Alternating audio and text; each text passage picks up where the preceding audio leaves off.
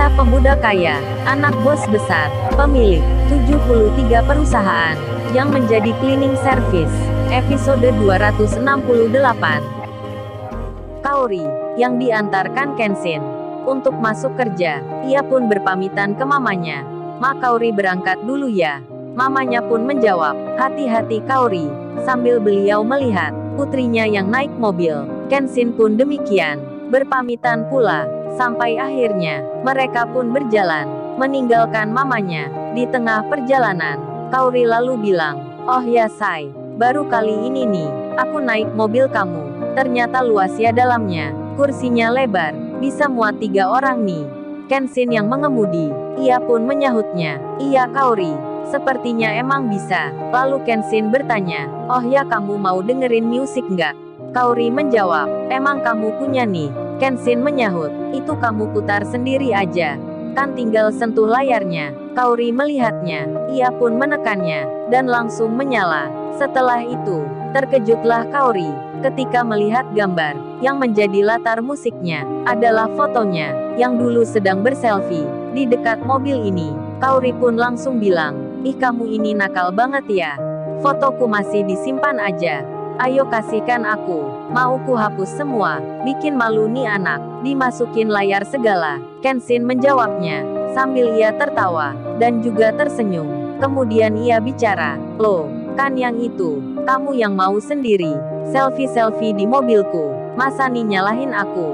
Salahin dong tuh kamera, yang di sebelah kamu, coba lihat aja, dia tuh yang merekamnya." Hahaha. Kenshin tertawa, menggoda Kaori.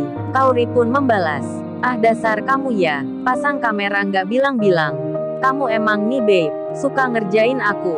Lalu dengan pelan, Kaori sambil memukul Kenshin, ia pun berkata, "Malas ah kalau gini, bicara sama kamu." Kenshin menyahutnya, "Loh, kamu kok sewot nih, kan itu dari pabriknya, kameranya sudah ada, dipasang semenjak dibuat, bisa merekam sendiri pula, lagian foto kamu kan cantik, masa aku tega sih menghapusnya?" Ehem. Sweet. Kenshin mulai merayuni. Kaori pun tersenyum. Ia lalu bilang, "Ah, bisa aja kamu pakai alasan." Setelah itu, Kaori mengambil handphonenya. Ia akan memfoto, merekam perjalanan. Kaori berkata, "Oh ya, aku mau ambil dokumen ya. Kan mumpung lagi di sini. Jarang-jarang nih naik mobil kamu." Kaori menyalakan kamera, ditekan tanda rekamnya. Di saat itu Kenshin, dirinya tak menyadari akan kertas putih, karcis parkir mobilnya, yang dari rumah sakit, ditaruh di laci mobil, tepat di depannya Kaori. Karcis parkir itu pun tertulis waktunya, nomor plat mobilnya, dan tentu saja nama rumah sakitnya. Semua itu terekam oleh Kaori dengan jelas sekali. Namun Kaori juga sama, ia tak menyadari akan hal yang demikian. Dikiranya kertas biasa. Ia pun melanjutkan mengambil gambar. Tak berselang kemudian, Kaori pun selesai. Lalu dilihat hasilnya, yang hanya sebentar saja. Kemudian handphone itu dimasukkan sakunya lagi. Sampai saat itu, karcis parkir tersebut belum diketahuinya. Sementara di lain tempat, si Iwan rupanya semalam mendapat pesan dari Kenshin di waktu dini hari, di jam 2 pagi. Iwan itu membaca, namun tak mengerti maksudnya. Kenshin hanya bertanya, dengan tulisan yang singkat, Wan, lu sudah tidur belum Wan?" Iwan yang pagi ini berangkat kerja, sempat menelpon Kenshin, namun yang terdengar, nomor yang Anda hubungi sedang tidak aktif. Si Iwan pun penasaran, karena tak biasanya Kenshin mengirim pesan di waktu malam. Iwan kemudian melanjutkan jalan ke tempat kerjanya. Di saat yang sama, setelah Kenshin meninggalkan rumah sakit, ibunya Ririn diperiksa kesehatannya, karena beliau akan diambil darahnya untuk ditransfusikan ke anaknya yang lagi membutuhkan. Namun, setelah dicek dengan seksama, dokter pun menyimpulkan tak bisa melakukannya karena resiko kesehatan dari ibunya Ririn. Jadinya, penambahan darah itu nanti akan dicarikan ke orang yang lain. Ibunya Ririn pun sudah diberitahu tentang masalah itu, dan beliau pun mengerti. Di lain tempat, Pak Andi kini dijemput sopirnya. Pak Andi pun berangkat kerja untuk pertama kalinya. Bang Hotman pun demikian. Beliau langsung jalan menuju kantornya, mempersiapkan penanganan masalahnya Pak Andi, dengan seorang oknum yang berasal dari bank, dan Putri sendiri yang mendapat tawaran kerja Kenshin. Ia pun merasa senang, karena dirinya nanti akan punya kesibukan. Setelah 2 bulan ini, hanya di rumah saja, tak pernah kemana-mana, karena masalah yang dialami ayahnya. Putri kini bisa merasakan tenang, apalagi ayahnya yang sudah mendapat kerja. Jadinya Putri itu kini membayangkan, ia tak menyangka akan seorang pria yang kerjanya cleaning service bisa mengubah kesedihan hatinya, bahkan keluarganya. Lalu Putri membicarakan tentang Kenshin bersama mamanya. Tak berselang kemudian, 15 menit berlalu. Apa yang ditunggu itu kini akhirnya tiba. Kenshin telah sampai di depan perusahaan. Kaori pun lalu bilang, "Kok berhenti di sini, Say? Kamu nggak masuk aja nih?" Kenshin menjawab, "Sampai sini aja ya Kaori. Kan masuknya itu udah dekat. Entar ribet harus putar mobil.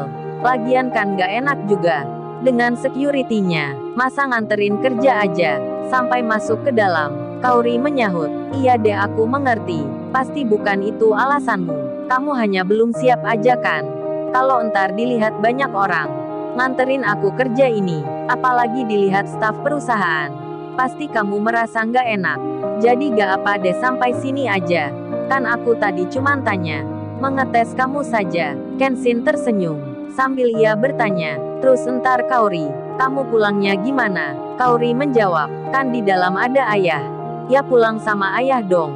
Lalu Kaori melanjutkan bicara, "Oh ya Say, jangan lupa ya, kalau nanti beli handphone, pakai motor aja ke rumah ya. Kan aku sudah lama gak naik motor." Kenshin menjawabnya, "Iya, entar aku hubungi lagi." Kemudian Kaori pun turun.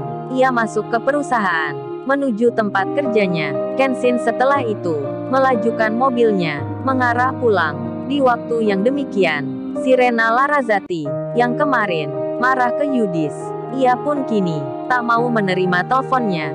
Tak ingin pula Yudis itu datang lagi ke perusahaannya. Sirena saat ini bekerja seperti biasanya. Ia membuka layar komputernya yang kemarin diprogram Kenshin. Rena pun mempelajari, melihatnya. Ternyata ada sesuatu yang tak ia pahami. Jadinya, Sirena pun akan menelpon Kenshin, ingin bertanya. Namun setelah dicobanya, jawaban yang didapatnya sama seperti Iwan. "Nomor yang Anda hubungi sedang tidak aktif." Maklum, HP-nya Kenshin, baterainya belum diisi. Dan Kenshin kini sudah sampai rumahnya. Ia pun ditanya mamanya, "Dari mana semalam?" Kenshin menjawabnya, seperti apa adanya. Mamanya mengerti. Lalu ia pun tidur, beristirahat sejenak, sampai 2 jam lamanya. Bersamaan itu, handphonenya sudah menyala. Tepat jam 12 siang. Kenshin kembali lagi ke rumah sakit, di mana Ririn dirawat. Saat tiba di tempat itu, tiba-tiba dokternya berkata, beliau menjelaskan, kondisi Ririn mengalami penurunan.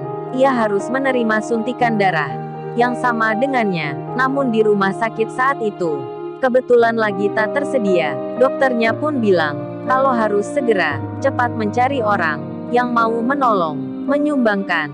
Kenshin langsung menyanggupi. Namun golongan darahnya tak sama dengan Ririn.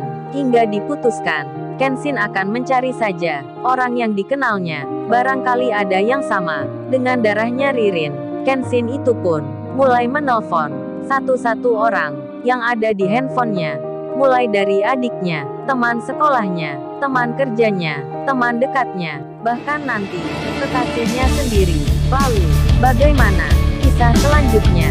Subscribe channel ini untuk episode